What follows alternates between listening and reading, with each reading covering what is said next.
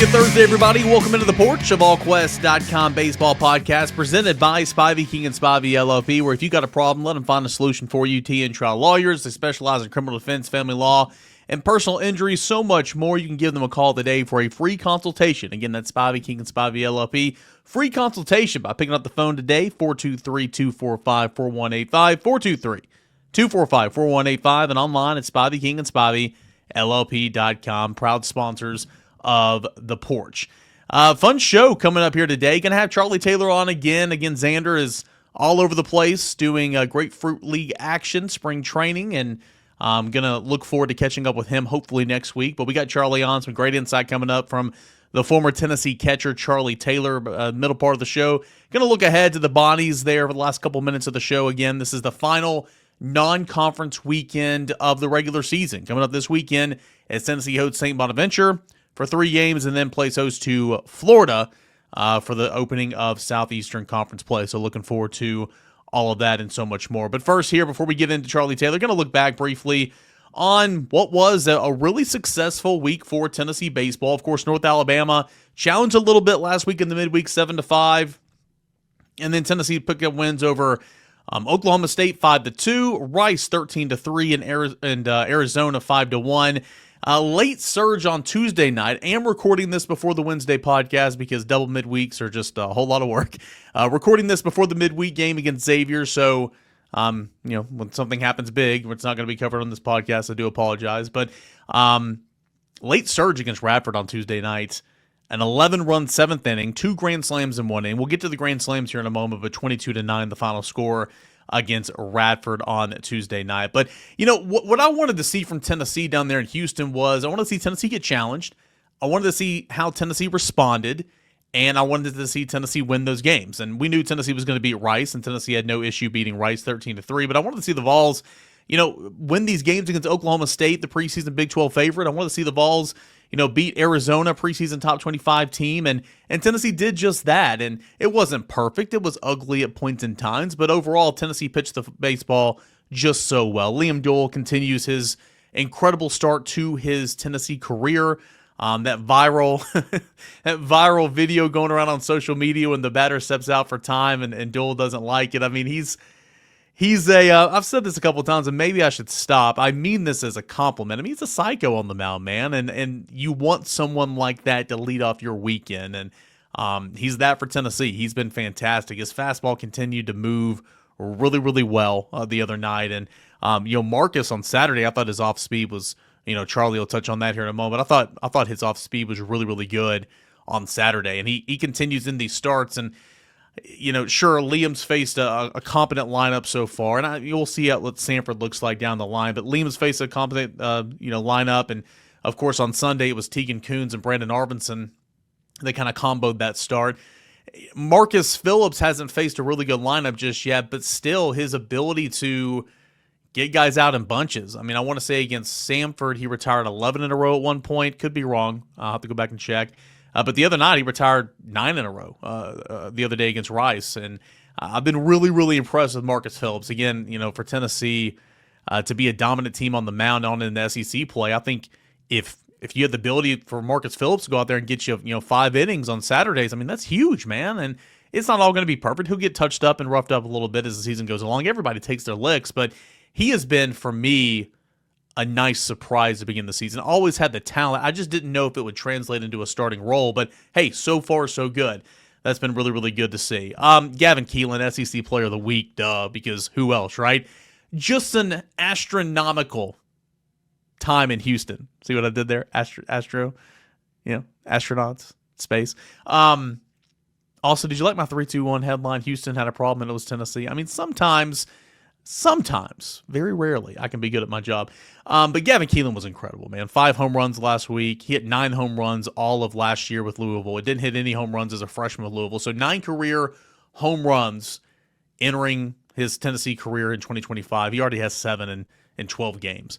Gavin Keelan is on some type of roll. 24 total bases, 5 home runs, 4 home runs in Houston. Just incredible, man. I mean, he had over 600 on the weekend against some really, really good competition. So Gavin Keelan has been awesome to watch so far. He obviously had a big weekend. Levi Clark, what I love about what I saw from Tony Vitello's lineups this weekend, especially in Houston. Levi's batting fifth now. You love the right left, the right left, balance in the order. And he moved Levi up to fifth, and, he DH'd 2 of those games, played first base, I want to say on Sunday, maybe it was Saturday. But played first base in one of those games against Houston, his first career defensive start. He started at first base the other night against Radford as well. He's got a little ways to go with the glove, but again, it's not too far off. Tennessee doesn't have a true defensive first baseman right now. Don't have a Blake Burke, don't have a Luke Lipsius. Shout out, go to the the OG co-host here of the Porch. But, it's a work in progress right now, and Andrew Fisher's been the primary first baseman so far this year, but like on Tuesday night, still need to get some work at third base, and so he shifted over the diamond, allowed Levi Clark to play third, and I think one of those games in Houston, it was, Manny was at third, and it was Clark at first, and Fish DHing, and there's just so many different options, but Clark is going to be so good. I wrote in the 3-2-1 he should have went pro, but what a win for Tennessee that he did not. And he wanted to be here. He wanted to play for Tony Vitello, wanted to play for this coaching staff and get developed and be a better player, bet on himself for a higher draft pick down the line.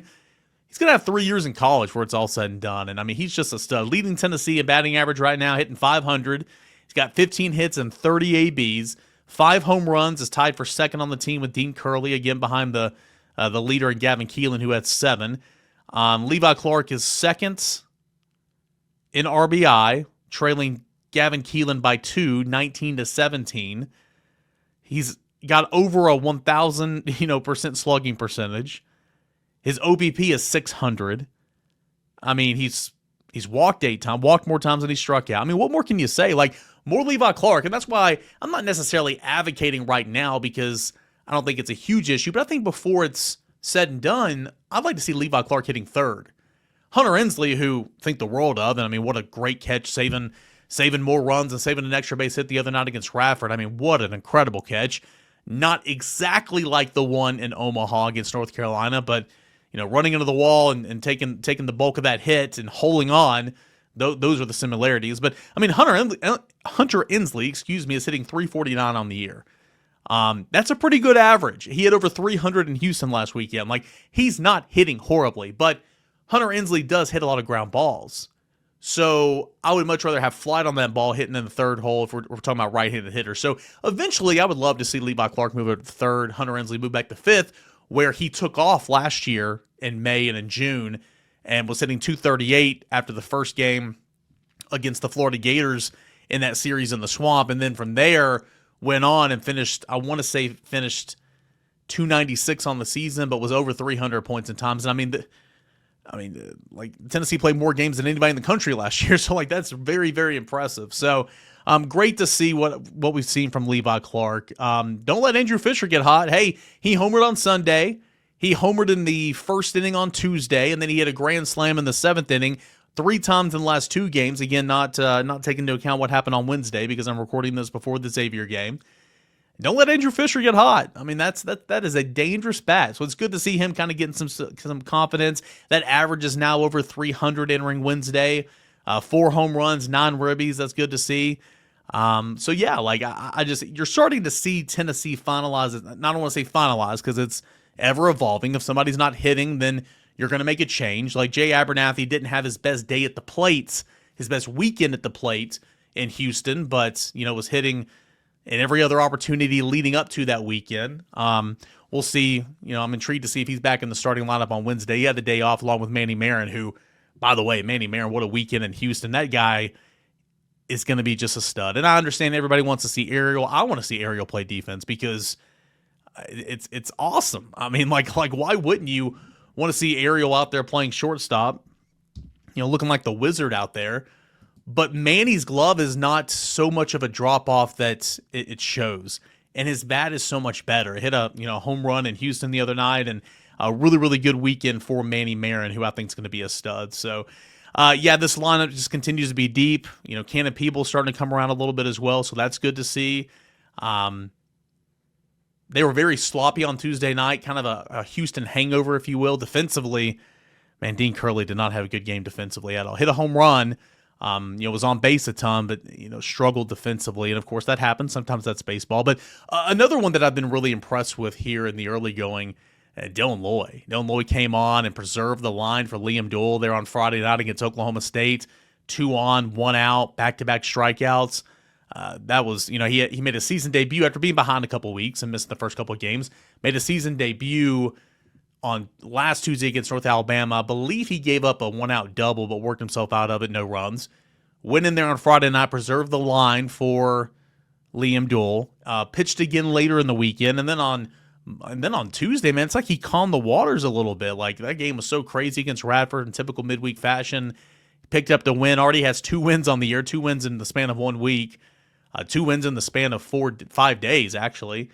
And I've been really, really impressed with Dylan Loy. Physically looks good. He's been putting in the work, the effort. He's been, working with, obviously, Q, the dietitian, Beth Schwartz, and you can see the results. That Belo's up there a little bit as well. So, been really, really impressed with Dylan Loy, coming back from missing the first couple of games of the season. So, do want to make mention of Tuesday's Grand Slam note. I mean, it's pretty incredible. 12 games into the year, again, not counting Wednesday. Tennessee entering Wednesday. National lead in home runs, 36. I think ETSU has 32. 7 Grand Slams. 7 Grand Slams so far this year. Reese Chapman's done it twice. Dalton Bargo did it. Levi Clark's done it. Blake Grimmer's done it. Andrew Fisher's done it. And Hunter Inslee's done it. That's halfway to the Division I record set by Arizona State in 2002.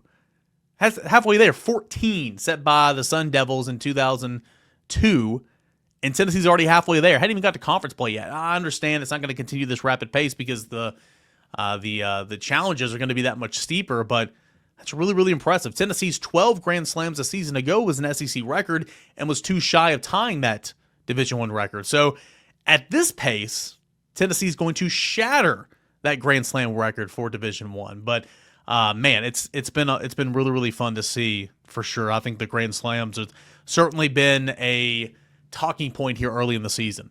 AJ Russell did not pitch in Houston. He did throw a bullpen on Sunday. I don't know. Like, he pitched last Tuesday, and Tony Vitello was saying, well, it was either pitch to our guys or pitch in the game. So they pitched him in the game. He threw a bullpen on Sunday. And I thought that if he was going to throw anyway, he might throw in the game, kind of like on Tuesday. But threw a bullpen on Sunday, was playing catch with a catcher before Tuesday's game in the outfield. Didn't pitch on Tuesday's game. I asked Tony Vitello after Tuesday's game if AJ was going to throw on Wednesday, and he said no. So I would assume that AJ's on track to get back out there and open one of these games this weekend. Would assume Sunday. We'll continue to check on that as the week goes along. But they're going to be very, very careful, very, very slow, cautious with AJ Russell, as they should. But I want to see him back out there because he looks so good on Tuesday night. But they're going to slow play it. But everything's going well as far as we know with AJ Russell. Final points that I want to point out here before we get to Charlie Taylor is, unfortunately, the news coming out Monday afternoon of Alberto Osuna, the judge denying his motion for preliminary injunction. And what that means is Alberto Osuna continues to be ineligible for Tennessee baseball this year. It's an unfortunate situation. He was at Tampa in the fall. He was set ready to go to play for Tampa Division II, where he does have eligibility. Again, somebody's going to have to explain to me how someone cannot have Division I eligibility, but they can have Division II eligibility when it's still under the NCAA umbrella. I don't understand that. But anyway, was going to go and play for them and then decided to transfer here to Tennessee. And I mean, it was a chance. Like, sure, it was no guarantee. I mean, I know about the Diego Pavia situation and all that, but it was no guarantee. But I mean, people felt really, really good about it. And, Tennessee would not have brought him here if they didn't feel very, very confident that he was going to be okay. And that's what makes Monday's news so upsetting. And I hate it for Alberto. I just can't even imagine kind of being in his shoes right now. I hate it for Tennessee staff. We'll see what happens. Tony Vitello asked about it on Tuesday, and obviously he was not happy, not taking it well, and understandably, and said, we're going to make his time here at Tennessee worth it for sure. A statement was issued by Chad Hatmaker, the lawyer for Alberto Osuna, on Monday, saying very disappointed in the outcome. They're going to continue to gather information to decide on what their next steps are. I'm sure they will appeal it or whatever that process is. Again, I'm not a lawyer. I've been following this trying to report on this, and I'm learning as I go. But the Dylan Goldstein case that was denied last week on Friday, though not directly paralleled, because that's the 11th Circuit Court, this is the 6th Circuit Court. It didn't scream confidence, essentially. And to my understanding, Dylan Goldstein and Alberto Ozuna literally the same boat, whereas there's a little bit of differences there in Diego Pavia, fall sport, these guys, spring sport. Their academic year officially ended like in July of last year, where Diego Pavia is still going along. But to me, it doesn't make any sense. I mean, especially when they had the expedited hearing for preliminary injunction last Wednesday, and you had the NCAA lawyer, when asked by the judge, how is this case different from that of Diego Pavia? And the NCAA lawyer literally said there's no difference. He did say the judge got it wrong in Pavia's case, but he said there's no difference. I mean, right then and there, what else are we doing here? I don't know. That's really, really frustrating. And then, in the opinion issued by the judge, whenever he had a denial, when he denied Alberto's injunction request, essentially said that, the NCAA has been acting questionable several times throughout this progress. They're questionable at best several times throughout this process, and only looking out for their own and not for the student athletes. So, again, we can dive into this and nitpick all this, but at the end of the day, he's ineligible right now. We'll see what the next steps are for Alberto and his team. Hate it for him, hate it for the staff, and we'll see if there's a positive outcome they can spin off this. Again, there's a lot of options right now. Like, potentially you could redshirt, maybe try to prolong this a year, and he can play for Tennessee again. Maybe he can go and try to play some indie ball. You were undrafted last year. Maybe someone picked you up as UFA this summer. I don't know. I don't know right now, and I don't think anybody knows. But I do feel for Alberto, and hopefully there's a way to where, he can still, because he's got some deals ready to go, NIL related, if all this passes, and hopefully they can find a way. They can get creative with all this type of stuff, especially like with, in basketball in years past, non-Americans playing NCAA sports, and they had to kind of find a loophole to get them, to grant them, the means for NIL. Hopefully we can find something there, because Alberto deserves it. So we'll see what happens. We'll see what the next step is for his team, and it's unfortunate, but that's kind of where we are right now. Alberto Ozuna denied preliminary injunction, and he remains ineligible. Let's talk with Charlie Taylor. What's Chuck got to say about Tennessee's weekend in Houston? And after Chuck, we'll get into a quick little preview of the Bonnies. St. Bonaventure is coming up this weekend for the final non-conference weekend series of the year, right here from Lindsey Nelson Stadium. But first, I do want to tell you guys about our friends over at Spivey King and Spivey LLP. Matthew A. Spivey, J. Matt King, Richard A. Spivey. If you got a problem, let them find a solution for you, T and trial lawyers. They specialize in criminal defense, family law, personal injuries, DUI, assault, divorce, custody, alimony, parental rights, personal injuries such as car wrecks, accidents. Over 80 years of combined experience, Spivey King and Spivey LLP provides representation throughout the state and federal courts in Northeast Tennessee. The firm, a vast amount of trial experience, practice has been in place for 43 years, with this partnership forming in 2012, while also having partners who are energized for today's modern legal demands, practicing primarily in Northeast Tennessee, the Tri-Cities of Sullivan County, as well as Hawkins County, Washington County, and surrounding areas. The firm has multiple awards and attorneys who are rated by super lawyers in the Mid-South with real trial experience. Whether you've been injured in a car accident, needed help with a divorce, help with custody of your children, or been accused of a crime, Spivey King and Spivey LLP, they're there to help you. Go see them in person at 142 Cherokee Street, Kingsport, Tennessee. Dial this number for a free consultation, 423-245-4185. That is 423-245-4185. Or you can visit them online at SpiveyKingandSpiveyLLP.com. You got a problem, let them find a solution for you. Spivey King and Spivey LLP, that's TN Trial Lawyers. Charlie Taylor, Tennessee, down in Houston, a 3-0 record, won the Astros Foundation College Classic, a 5-2 win over Oklahoma State, 13-3 over Rice, and then 5-1 over Arizona to cap the weekend.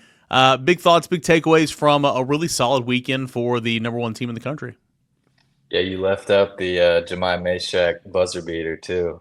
We snuck that one in there, so it was a good weekend for Tennessee sports, and just they just handled business. I think that's the best way to put it about the weekend down there in Houston. How much confidence do you think the team took from Houston? I mean, you guys went to Phoenix one year, Arlington last year. I mean, you guys have been a couple different places to where you're either you starting the season off that way and then coming home, or you start the season off against some lower level competition. You go there and you see some big dogs, then you come back before SEC play. How much confidence should the team kind of draw from something like that? A lot. The early season tournaments are fun, but honestly, maybe my favorite early season trip we took was to Georgia Southern, Statesboro, Georgia. That was for February. That's about as hostile of an environment as it can get. I think we had Drew Gilbert flipping bats and Liam Spence hitting go-ahead homers. So, that was a tough series down there. But more than anything, the venue will change, but it's just getting on the road, staying in a hotel, figuring out your routine the night before the game. When you go down for breakfast in the morning, do you go see Woody for treatment? How do you hydrate? Stuff like that. So just the bonding that goes on the road too. That's a huge thing. Let's not forget when you guys were at Grand Canyons. It was the second game of 23, and I'll never forget it. I mean, that was like my second game covering you guys, but there was cheerleaders, there were band members. I mean, it looked like a pep rally on the baseball field like 20 minutes before first pitch. I'd never seen anything like it. I mean, that was nuts. That was a crazy environment. That's to this day, that's one of my favorite games that I've ever played in. I think obviously we didn't win, so that stinks, but that environment was amazing. Yeah, it was something to be a sight to behold, I guess is what I'm trying to say. It was awesome. You mentioned like just kind of getting the schedule down and knowing when to leave your hotel room and go get treatment and all that. I mean, all that sounds so standard. All that sounds so simple, but really it's not. I mean, you had to go through that process your first year traveling with the team. I mean, how big of a deal is that for the Jay Abernathy's, the Levi Clarks, the Tegan Coons, guys who are going to play a lot of baseball for Tennessee as true freshmen, the Manny Marins that got to experience that for the first time this week? It's huge, and it's also huge that they have guys, veterans on the team who have been there and done that before. Even our first year in Omaha, it's to nobody's fault. It's just you haven't been there before, so you're walking out to the bus and there's a million fans right there wanting autographs or high fives, or your family's wanting to talk to you. It's people want tickets for the games. It's which are all good things, but you have to learn how to, take care of those things, but then also keep the focus on the game, which is the most important part. So it's huge for those guys to get that experience, and also huge that they get to be around guys who are so experienced in that realm. Tennessee on Friday took down Oklahoma State. It's a preseason Big 12 favorites. On Rice is not having a good year. They nearly run-ruled them. Sunday it was Arizona, the team that's hosted a regional last year and has been to a regional 4 straight years. My point is that some good competition this week. I mean, no doubt, really good competition. And I mean, you and I before we got on here, you kind of said it was about as ho hum as a week it could possibly be, and I agree. Like none of those games felt like they were in jeopardy, but still it was kind of like, Friday, they just wouldn't go away, and then you went to Snead and he got the save there. Like Friday's game was kind of perfect. Like, okay, that's what a baseball game looks like. You get a couple of runs, you have good pitching from your starters, nice bridge, Dylan Lloyd coming in looking good, and then you kind of turn things over to Snead to get that 8-pitch save or whatever at the end. It just felt like you just continue to check some boxes this weekend, and I thought Friday was really big in that regard. Yeah, I thought it was great for Doyle to have to grind through an outing a little bit. It wasn't he still had great success, but it wasn't just as easy as it has been the last few weeks. And then I loved what I saw from Dylan this weekend. I thought he threw the ball really well. And then I continue to love the way that Coach V is using Snead. I just think he's, when you need an out, when you need a guy to turn to in a situation, he's the guy right now. Dylan Lloyd, I mean, you had a chance to play with him last year. Obviously, you caught a lot of bullpens with him. You probably caught him in the game a time or two. Had a small role last year, but stepped up when needed a couple of times, most notably in the SEC Tournament Championship game. Used him. He was a little slow out of the gates. He missed the first couple of games, but used him twice out of the bullpen this week. And I thought Friday, for as good as Doyle was, Gavin Keelan hitting 2 home runs, I thought the story was Dylan Lloyd on Friday, coming in there, getting 2 huge outs. I want to say 2 runners in scoring position, only 1 out. 2 huge outs via the strikeout. And how much of a weapon is he going to be for Tennessee? Yeah, a lot of times you don't really know what you have in a guy just from watching him or playing against him in scrimmages. You kind of have to wait to see what he's like when the lights turn on and when the games get going. I remember there was a midweek last year where maybe he had been sick or he had to run down to the bullpen and get warm real quick, but he was up on the mound just sweating his tail off and grinding and working with every pitch. And I was feeling it behind the plate the same way that he was. And so he's taken forever in between each pitch. And eventually he calls time and tells me to come out there. Normally I'm the one that's calling the mound visit. Well, he calls me out there and is almost like hyperventilating out there. And he just tells me, yeah, I needed you to come out here so I could catch my breath for a second. So I just stood there while he held his glove over his mouth and just breathed. And Coach A, Coach V were looking at me weird, but that's kind of when I knew that he had what it takes to just be a competitor in those tough situations. There's nothing that's going to get to him. No moment's going to get too big. He's going to go up there and compete. And little stuff like that is just, it's cool to see from a guy that young. Yeah, no doubt. And again, like Andrew Banky's kind of on the shelf right now. Some minor soreness. Hopefully he'll be back here soon. But I mean, you kind of take one lefty out, you throw another lefty in, and Braden Sharp on Saturday. I mean, he's going to be a guy that's trying to hunt down some innings too. There's just so many different weapons. I mean, Tennessee played 3 games, 2 games against pretty good competition, and you didn't throw A.J. Russell, you didn't throw Luke Payne, you didn't throw Austin Humley, who's thrown a ton this year. He got hot Saturday and they set him down. You didn't throw a couple of other guys. I mean, there's just so much depth on this mound. And Dylan Lloyd's a guy that I think kind of gets lost in the shuffle. But truly, I think he can have a number of different roles. I kind of pegged him as being he can obviously come in and start that 4th game in a regional player, SEC tournament or whatever. I see him as being kind of a Kirby guy, using him multiple times throughout the weekend. And, almost to perfection, that's exactly what they did this weekend. Yeah, and being around Coach V the last few years with pitching decisions, one thing that's for sure is he likes guys that make him feel comfortable. Redmond Walsh wasn't lighting up the radar gun, but he knew what he was going to get from Redmond Walsh every time he went out there. He was going to compete. He was going to throw strikes, and that made Coach V and Coach A comfortable. So guys like that, a Dylan Loy, a Sneed, it's not all just one type of pitcher, but it's guys that are going to make Coach V feel comfortable, are going to get opportunities time and time again. Marcus on Saturday, he goes 4 2/3, and I always hate that. And I understand bigger things are out there, pitch counts, innings, whatever. Like you're wanting to peak in May and June, not now. I get it, but I always hate it whenever they take a pitcher out when he's an out away from qualifying for a win. But anyway, 4 2/3, 5 hits, 1 run, 8 strikeouts, 1 walk. I like Marcus a lot. I continue to have doubts that he's going to be a starting pitcher all year long, and then he just goes out there and he has 8 more strikeouts and retires 9 in a row at one point. He's just shoving at the beginning this year, and I get it. He hasn't faced a good lineup yet, and he will. But man, he just continues to impress. Man, I've been so impressed with Marcus Phillips this year. What about you? Yeah, I don't know if it's the camera angle at the Astros park, because I remember that was really Burns' first outing against Texas, I think that season, or one of his first ones.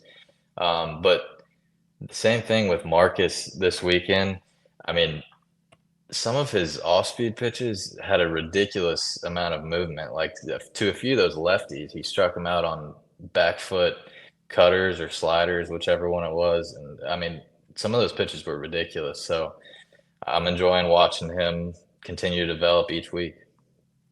Yeah, no doubt. And yeah, you look at the rest of, Tennessee put in a host of pitchers in that game because, it was never within reach for Rice, 13-3. Michael Sharman, Nick Abraham, Breedlove, Wiggins, Krenzel. Braden Sharp came in, pitched an inning and a third, came in a high leverage, big situation there, got a big strikeout to get Marcus out of a jam. Tell me about Braden Sharp. He's obviously intriguing. We've seen him hit in a game before. We've seen him pitch in several games. Obviously one of the best athletes on the team. It feels like he's a guy that's not only going to be, an available pitcher, but a guy that they might put in, in some pretty big spots this year. I'm excited to see the evolution of Braden Sharp. What was your experience seeing him last year? Yeah, he's a hard worker. A few tough injuries held him back last year, but I'm excited to hopefully see what he can do this year, as with a full season of healthiness. Would you rather, as a pitcher, pitcher catcher battery tandem, would you rather face him in the box, or would you rather be, at the plate and face him as a pitcher? I like him. I think he's tougher to face on the mound Yeah. than he is in the box. That's Yeah, obviously. no slight against his bat. He's good up there. He's confident on the mound, and I enjoyed catching him last year as well. That story reminded me of Tony said this, I think, a couple of weeks ago when we asked about Stone Lawless, and he was like, he's just one of those guys. I mean, he redshirted last year, but the upperclassmen came and were almost about to fight me. Like, they wanted him to travel and be a part of the team. Can you give us a little inside baseball there? I mean, well, what about Stone? Did you want him to be with you guys? That it was almost emotional with the manager there. Yeah, I mean, I can relate a little bit to that as well because I kind of felt like that was my role my freshman year where I was redshirting and I couldn't help on the field, but there was so many other things I could do, whether it was just being a good teammate or getting guys loose down in the bullpen. There's so many other things. Pre-game BP, maybe some guys too tight that you need somebody like Stone to just be having fun out there and loosen you up. Well, that's what he was saying. He was saying that he's funny. He's a jokester, and like he Yeah, just good vibes, I guess. 100%. I think there was one time last year against Auburn, we there was a few guys that got a plane flight back to kind of get their rest going, get to sleep, get ready for class the next day. We're getting later into SEC. The body needs to recover. And then the younger guys took the bus back, and as part of a kind of a show of appreciation to how good of a teammate Stone was being last year. Stone snuck onto that flight with us, so that was a cool moment for him, and it's fun to see him, getting some playing time here this spring. That's like all time bragging rights right there. Like a guy redshirting, not playing in game. I still very much a part of that. I'm not saying he was very much a part of the team, but redshirting, not competing in games, true freshman, and you get to fly back with the veterans. I mean, God, good for him. And yeah, he's not only getting to play a little bit. He's balling out right now, man. He made that play at first base on Tuesday, and he'll catch one of the 4 games a week for Cannon, and I still think they're going to use him in some big time pinch hit opportunities. So I'm excited to see him play. I think he's going to be a stud next year for sure. Staying on the pitching front, go to Sunday. Tell me what you thought about Tegan Coons. I know we talked a little bit about his debut last Tuesday, but I like him, man. Great pace, attacks hitters. That velo was high a little bit. Good command. As they continue to build him up a little bit more. I know everybody's waiting on AJ, and I get all that, but I mean, I like the Coons Arvidsson combo there. Maybe for game threes moving forward until AJ's ready. I think Coons is going to be a real good one. Yeah, I love the. I've heard the Blade Tidwell comparison. I mean, it's pretty spot on. But yeah, it was just good to see him get out there in a big situation this weekend. I enjoyed watching him compete. The stuff is obviously there. It's about how many times can we get him out there early on in the season so that later in the year he's hitting his stride and peaking at the right time. What makes them similar, Tegan and Blade? To me, the delivery looks pretty similar, and then that fastball, the late life on the fastball, it's it's not like this crazy wild delivery. It's pretty smooth, but then it gets out of his hand quick and then gets on the hitter even quicker. So that's kind of the similarities that I see. Yeah, and it's almost a direct comparison when you talk Aaron to Ryan Combs because their delivery, their walk-in music. I mean, like it's spitting image, is it not? Death metal and Combs is Aaron's pitch was kind of that curveball that he struck out the A&M guy to win the whole thing on. But the pitch that I've been impressed with from his younger brother is the changeup. That thing is nasty. Yeah, yeah, it is no doubt. And he's a guy that's got a defined role. I mean, he is. I hate to label anybody in college a closer because like you need 3 outs. If Snead's not been in the game, Snead's going in. But like Snead's could be used in so many different ways. Marcus last year, maybe Combs this year, but Combs has come in there towards the back half in a couple of games this year, and he's obviously got a pretty defined role, and I'm excited to see him this season. Dude, Gavin Keelan. Let's go to offense. Gavin Keelan was out of this world. I mean, SEC Player of the Week, Golden Spikes, National Player of the Week. 4 home runs in Houston, back-to-back games with 2 home runs. Made a nice defensive play on Sunday. The dude hit 9 home runs, and you can tell me about this better than anybody. I mean, the theme this year is the nutrition, Q, Beth, just really putting in the work off the field, changing your bodies, and then seeing results on the field. We talked about it with Liam, Tanner Franklin, Gavin Keelan's been brought up in that regard, but he hit 9 home runs last year. He already has 7 in the first 11 games. I mean, you don't need to hit a home run all the time, but I mean, it's just that's about as much proof as you can possibly have that what's going on here at Tennessee. It's working.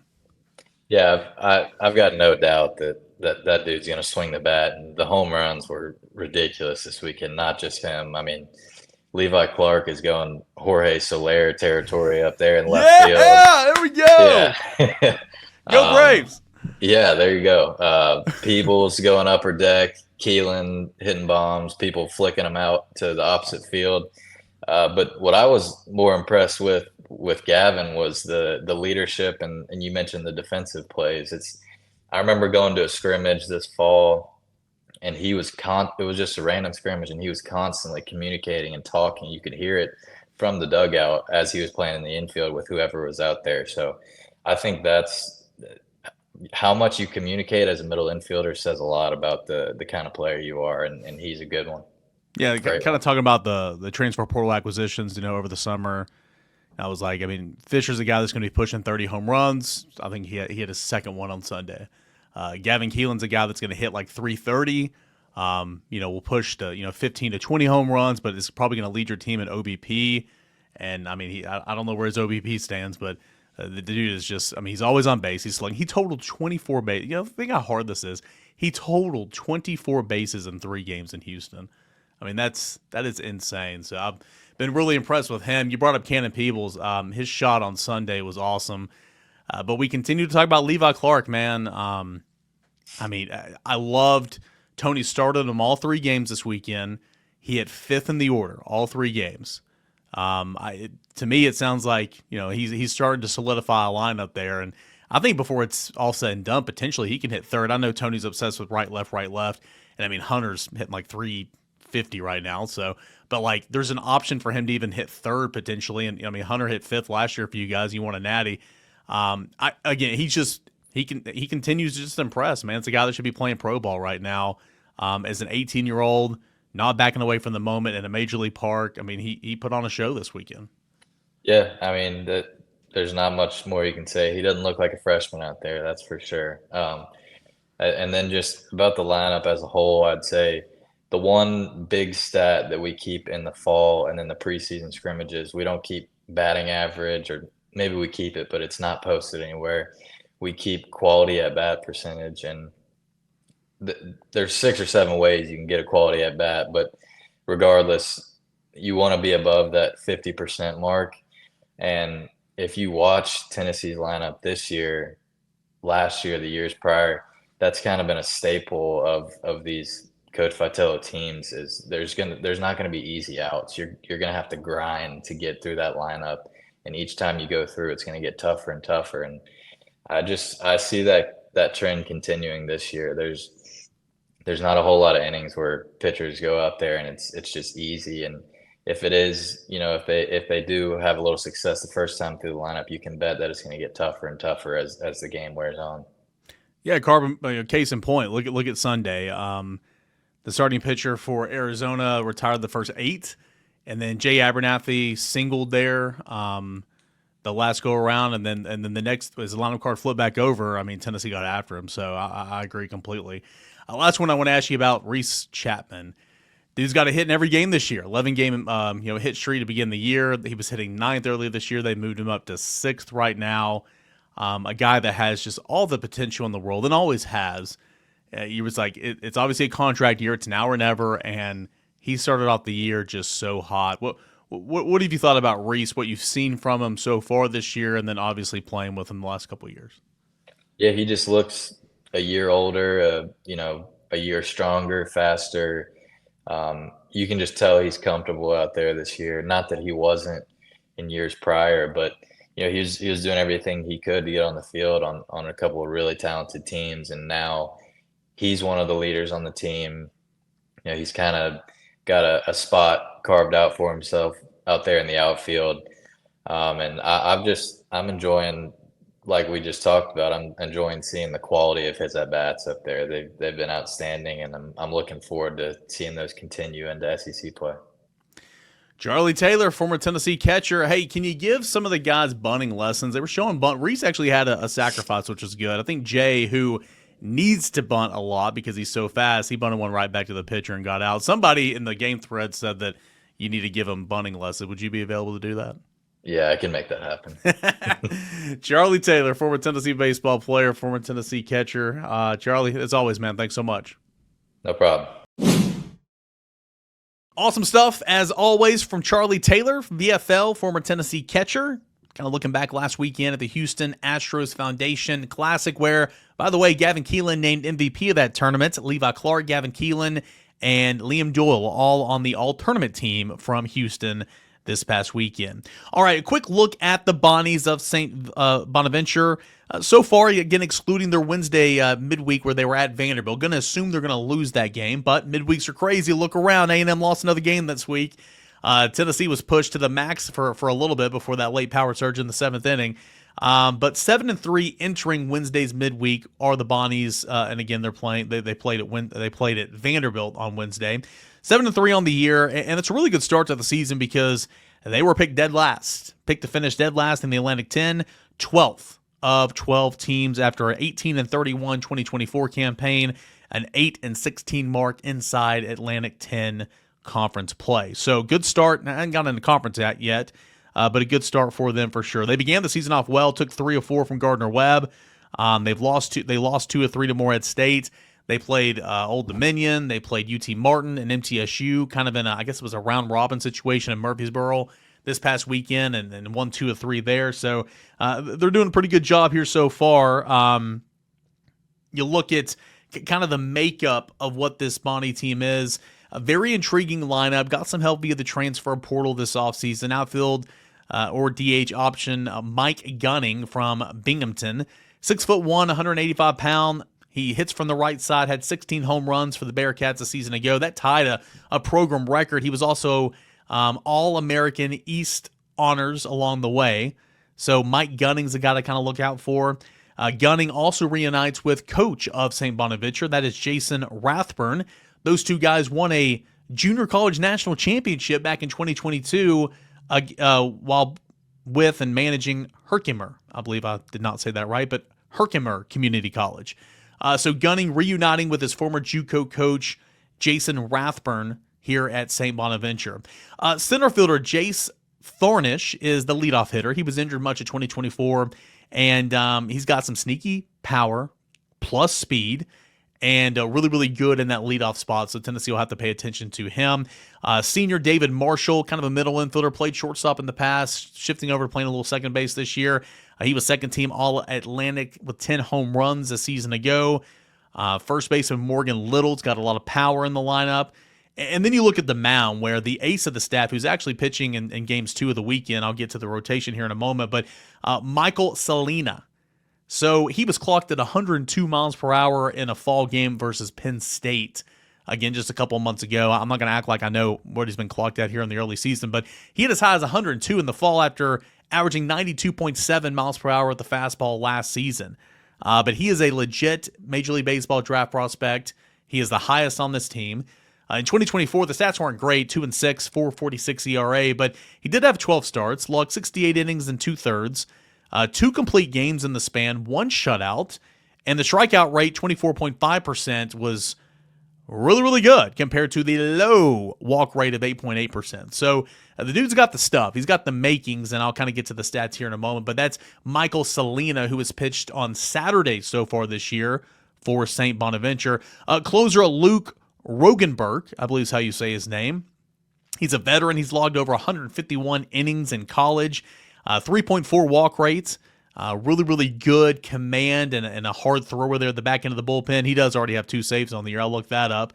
But that's a guy to look for in the ending of games, or hopefully in Tennessee's case, it won't be in the ending of games. Maybe they'll have to throw him to try to stop some bleeding.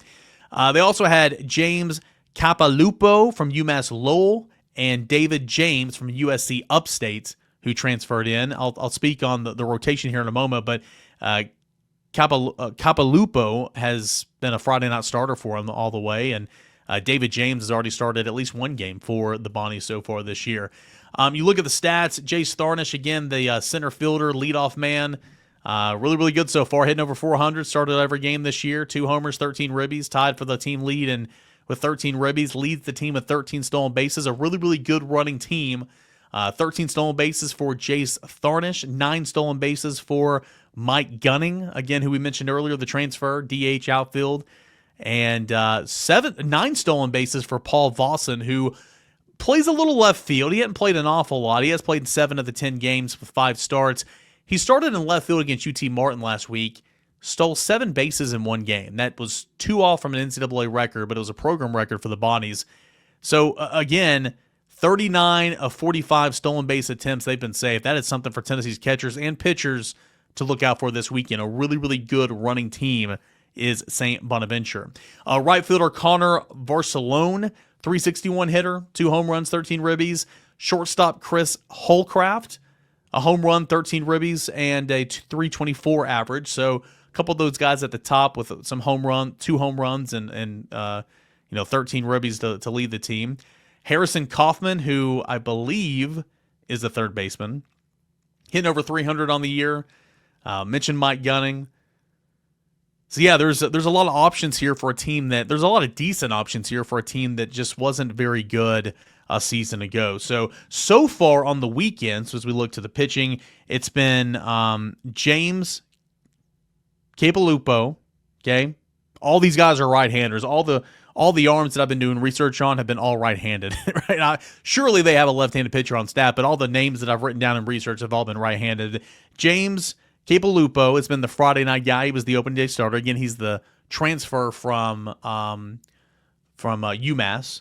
And so far on the season, pretty good numbers. 3 appearances, 3 starts, 1-0 is the record, a 3.07 ERA, 14 innings and 2/3. That's a team high. He's given up 5 runs, 16 hits, 12 strikeouts, 8 walks. Opponents are hitting .286 against him. So outside of the opponent batting average, pretty good numbers. 8 walks a little high, but some pretty good numbers there for the Friday night guy. Michael Salina, right-handed hitter, who I mentioned is probably the biggest draft prospect on the team. He's been pitching on Saturdays and has looked pretty good as well. 3 starts over 3 appearances. 1-0 is the record, a 3.14 ERA. He has logged 14 innings and a third, given up 5 earned runs, 6 runs overall off 13 hits. Here we go. Strikeout to walk ratio. This is like it. 24 strikeouts to 4 walks. And opponents are hitting .241 against him. So some pretty decent top-end talent to the rotation here for the Bonnies. To open the season, it was David James who pitched Game 3 and Sam Baruch who pitched Game 4. Last weekend, it was Chance Moore who pitched on Sunday, and that was Moore's first start of the season. 3 appearances, 1 start. 11.57 ERA, does have a loss. He's given up 9 earned runs, 12 overall, 14 hits, and 7 innings. So he's been roughed up a smidge, to say the least here. But again, David James is a guy that started games for St. Bonaventure so far this year. 2 appearances, both of those were starts, 5.87 ERA, 7 innings and 2/3. And then again, Sam Baruch has appeared in 2 games with 1 start. Again, he got tagged in 3 innings and 2/3, giving up 6 runs. That ERA is inflated to 14.73. The closer that I mentioned, 2 saves over 5 appearances. 2-0 is the record. 3.21 is the ERA. Luke Rogenberg, and I think he's kind of like a Nate Snead. Not the versatility to extend, though he does have 14 innings on the year. Maybe not as versatile as a Nate Snead, but a guy like when you need a stopper, they're going to go to him. and that's a guy to look out for in the bullpen. But big opportunity this weekend. Should be the final weekend of non-conference play for Tennessee. What are you going to do with it? Because next weekend, SEC play begins, and it is go time as Florida comes to town. I'm intrigued to see as Marcus Phillips, Liam Doyle. I assume, I'm thinking A.J. Russell will probably open on Sunday, but we'll find out. If not, I'm excited to see Tegan Coons again, Brandon Arvidsson. I thought they looked good Sunday's game against Arizona. So fun weekend coming up, and we'll have all the coverage for you right over here at Volquest.com. Guys, thank you so much for being here as always. Big thanks to Charlie Taylor for joining me. We'll get Xander Seacrest hopefully back on the show next week and kind of catch up with him, give his thoughts on what he's seen over the first couple weeks of the season. But could not do this show without our friends over at Spivey King and Spivey LLP. Again, Matthew A. Spivey, J. Matt King, Richard A. Spivey. If you got a problem, let them find a solution for you. T&N Trial Lawyers. A free consultation by picking up the phone today if you have a need and dialing 423-245-4185. That is 423-245-4185 for a free consultation. Spivey King and Spivey LLP. And you can check them out at SpiveyKingandSpiveyLLP.com as well. Thank you so much to our presenting sponsors, and thank you guys for joining me here on the porch. Tennessee and St. Bonaventure coming up this weekend, live from Lindsey Nelson Stadium.